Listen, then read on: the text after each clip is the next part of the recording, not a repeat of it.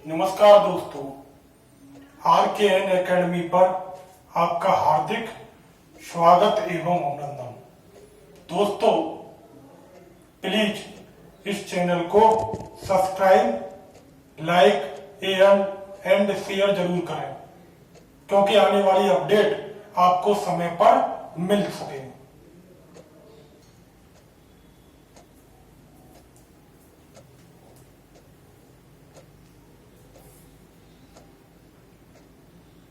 नमस्कार दोस्त, कल हमने निम्न पुरापाषाण काल के बारे में बताया था। आज हम मध्य पुरापाषाण काल के बारे में अध्ययन करेंगे। तो मध्य पुरापाषाण काल का भूवैज्ञानिक युग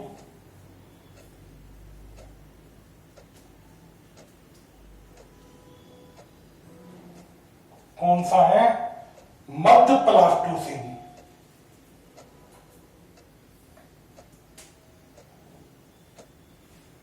मध्य प्लास्टोसीन।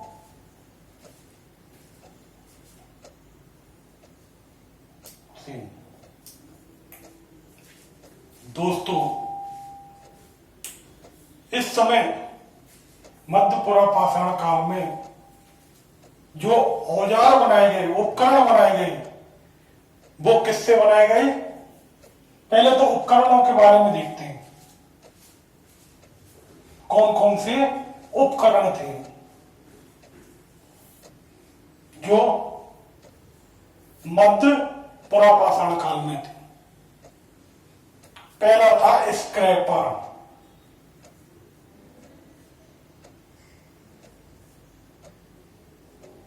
ये किस प्रकार का था? ये कैसा था? ये खुरचनी थी।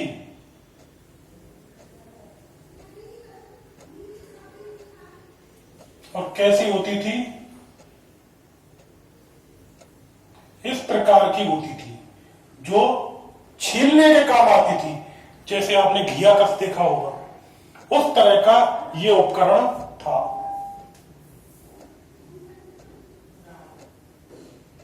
इसके बाद देखा होगा आपने बेदनी।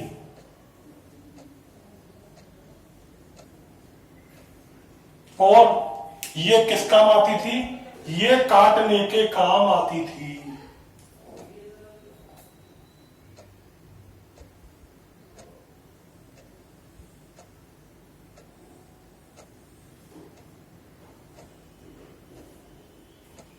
ये किस काम आती थी? काटने के काम आती थी।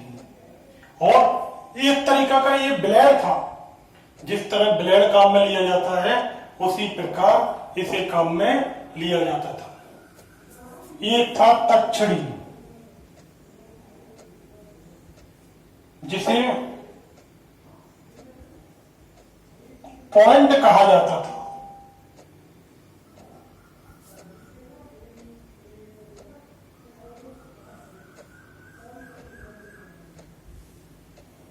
ये इस प्रकार का था, जो किस काम आता था? छेद करने के काम आता था। और एक था भेदक या बोरर।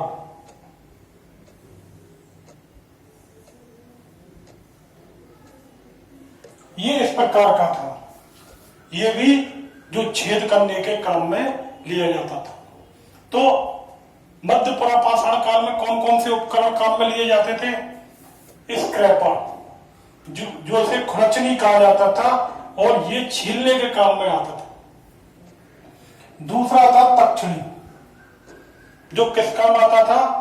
छेद करने के काम आता था। इस प्रकार का एक उपकरण था, जिसे पॉइंट कहा जाता था। तीसरा था भेदक, ये भी छेद करने के काम में आता था। चौथा था बेदनी। मैंने क्या बताया दोस्तों कि निम्न पुरापाषाण काल में जो औजार बने थे, वो किसके बने थे? क्वार्टजाइट के। लेकिन यहां जो उपकरण बने हैं, वो किसके बने हैं? चैड, जेस्पर दंत, जो नए पत्थरों का निर्माण हो गए, इनसे मध्य पुरापाषाण काल के औजार बने। इसके अलावा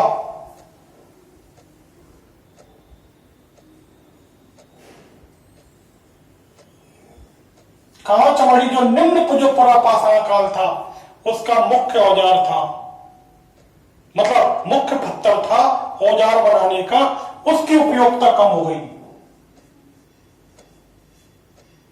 तो इस समय जो मुख्य पत्थर कौन से थे?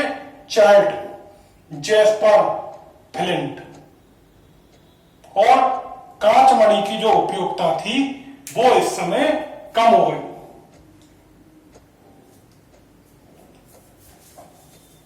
तो कांचमणि का को क्या कहा जाता था? क्वार्टजाइट, यानी कि क्वार्टजाइट के पत्थर तो बने लेकिन इनकी उपयोगिता कम हो गई। जो निम्न पुरापाषाण काल का प्रमुख पत्थर था उपकरण बनाने का, उसकी उपयोगिता कम हो गई। अब यहां के जो उपकरण थे वो छोटे थे। छोटे क्यों थे? क्योंकि इस समय हिमयुग आ गया था, और जब हिमयुग आ गया था तो क्या है, जानवरों को मारने के लिए छोटे औजारों की जरूरत थी, क्योंकि उनका आकार छोटा हो गया था। इस कारण क्या था कि यहाँ के उपकरण निम्न पुरापाषाण काल की तुलना में छोटे थे। इसके अलावा जो यहाँ के औजार किससे बने थे? फलक से। मैंने पिछले वीडियो में भी बताया था, इस तरह के होते थे फलक, जो किससे बनते थे? बटिकास्मी या पेबुल से।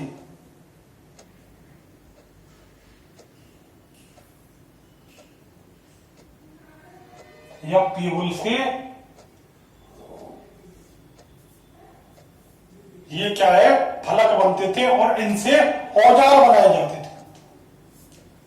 अब जो फलक है, मैंने दोस्तों पिछले वीडियो में भी बताया था कि जो पत्थर की रगड़ खाकर दोस्तों पानी की रगड़ खाकर जो पत्थर जो था वो गोल हो जाता था, जिसे पेबल कहा जाता था। और पेबल पत्थर को तोड़ते थे, उसका एक हिस्सा कोर कहलाता था, जिससे निम्न पुरापाषाण कालीन औजार बने, और दूसरे थे फलक, जिनसे निम्न पुरापाषाण कालीन क्या बने? उपकरण बने, जिस कारण ये उपकरण छोटे थे। दोस्तों, जो मध्य पुरापाषाण काल था उसको कई नामों से जाना जाता है।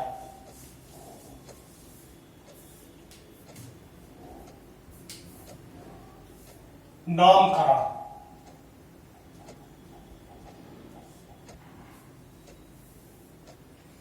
कौन कौन से हैं? पहला है फलक संस्कृति।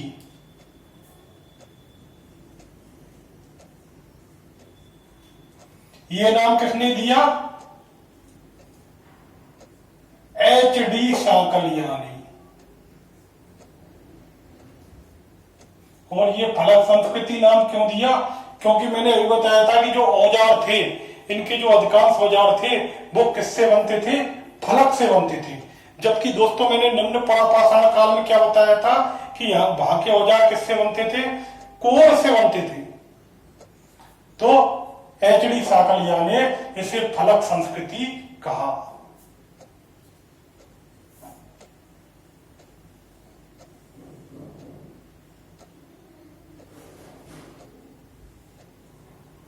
एक थी मोस्टेरियन संस्कृति। मध्य पुरापाषाण काल को मोस्टेरियन संस्कृति भी कहा जाता था। क्यों कहा जाता था? क्योंकि जो यहाँ के अधिकांश जो उपकरण थे वो पश्चिमी यूरोप की जो मुस्टेलियन संस्कृति है उससे मिलते थे। इसके अलावा इसे खुरचनी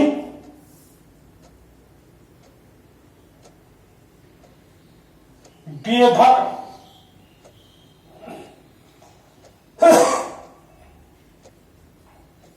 संस्कृति भी कहा जाता था, क्योंकि यहां के जो मुख्य उपकरण थे वो खुरचनी व बेधक थे। तो दोस्तों मैंने क्या बताया कि जो यहाँ के उपकरण किन पत्थरों से बने, चर्ट, जैस्पर व फ्लंट और क्वार्टिजाइट से भी थे, लेकिन उनकी उपयोगिता कम हो गई।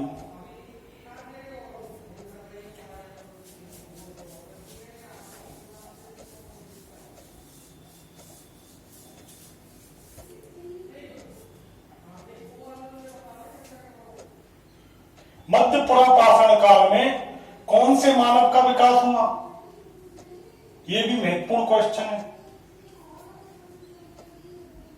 निएंडरथल मानव का।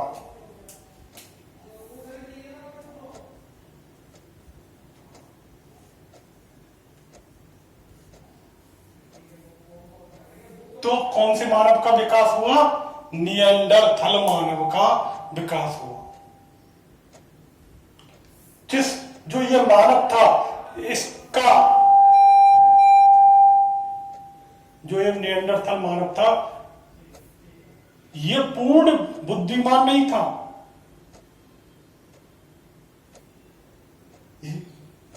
इसके अलावा जो मध्य पुरापाषाण काल की विशेषता,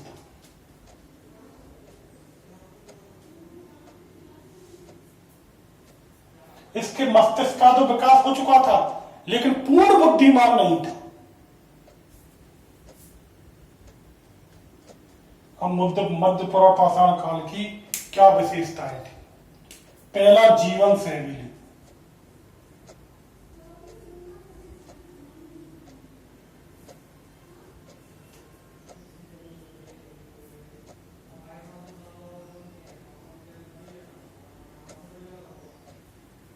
शिकारी था। ये क्या था? शिकारी था, यानी कि जो शिकार कर कर क्या खाता था? अपना जीवन यापन करता था। इसके अलावा इसका जीवन कैसा था? एकांकी था, अर्थात सामूहिक सहयोग की भावना नहीं थी, सामूहिकता की भावना नहीं थी।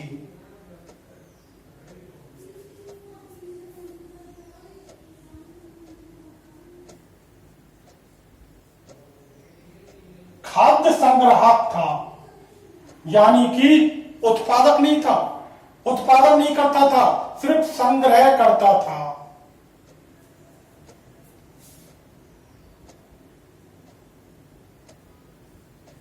और खाने में क्या खाता था?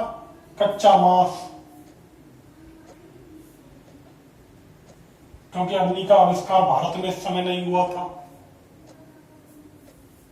कंद, मूल, फल, पत्ते आदि को इस समय ये खाता था। इसका निवास स्थान क्या था?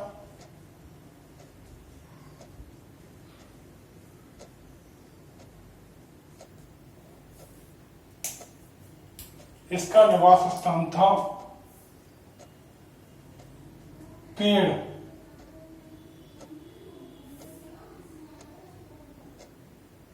गुफाएं,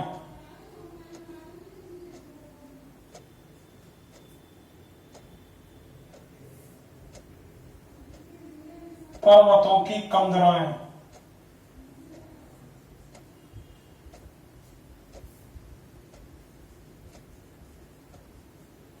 नदियों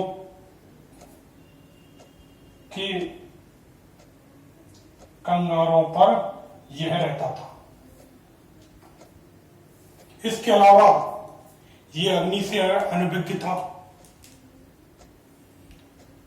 इसके अलावा धार्मिक भावनाओं से अनभिज्ञ था, धार्मिक जो अंतिम संस्कार था उससे अनभिज्ञ था।